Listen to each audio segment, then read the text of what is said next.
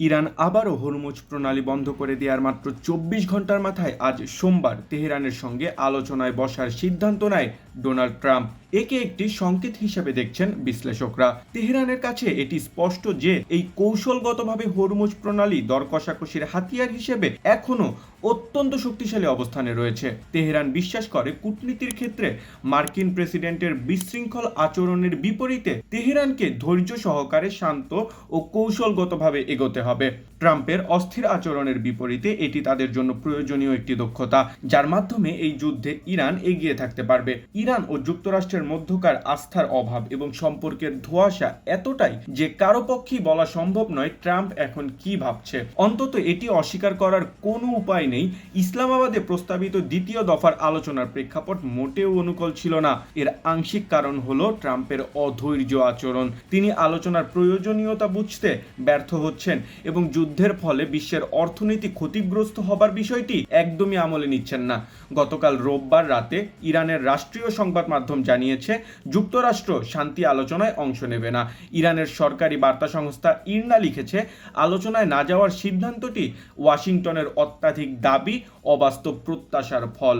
দ্বিতীয় দফার শান্তি আলোচনায় বসার আগে ইরানের ৩টি শর্ত ছিল: লেবাননে যুদ্ধবিরতি, ইরানের বন্দরগুলোয় মার্কিন অবরোধ উঠিয়ে নেওয়া এবং ইরানের জব্দ থাকা সম্পদ তাদের ফিরিয়ে দেওয়ার ক্ষেত্রে অগ্রগতি। ইরান ও পাকিস্তানের মধ্যস্থতাকারীরা একে একটি প্রথাগত কূটনৈতিক প্রক্রিয়া হিসেবে দেখে আসছিলেন, যেখানে এক পক্ষের আস্থা বৃদ্ধিমূলক একটি পদক্ষেপ অন্য পক্ষকেও একইভাবে সাড়া দিতে উদ্বুদ্ধ করতে পারে। এরই ধারাবাহিকতায় ট্রাম্পের মাধ্যমে ইসরায়েলের ওপর লেবাননে ২ সপ্তাহের যুদ্ধবিরতি চাপিয়ে দেওয়াকে ইরান তাৎপর্যপূর্ণ হিসেবে দেখছিল। বিনিময়ে ইরানেরও হরমুজ প্রণালীতে তাদের নিয়ন্ত্রণ আংশিক শিথিল করার কথা ছিল।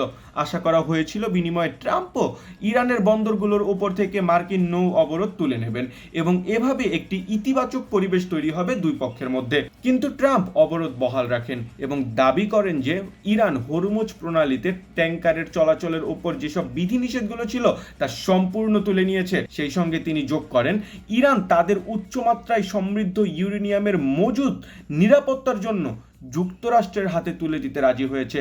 সংক্ষেপে তিনি এমন একটি ধারণা দেওয়ার চেষ্টা করেন যেন ইরান আত্মসমর্পণ করছে। এর প্রতিক্রিয়ায় ইরানের তীব্র ক্ষোভ দেখা যায়।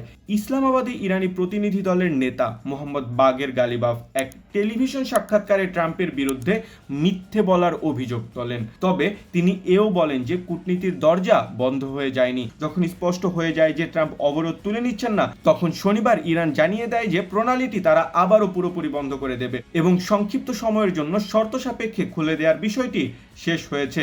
এর মাধ্যমে ইরান পুরোপুরিভাবে আবারও হরমুজ প্রণালী বন্ধ করে দেওয়ার ঘোষণা দিল।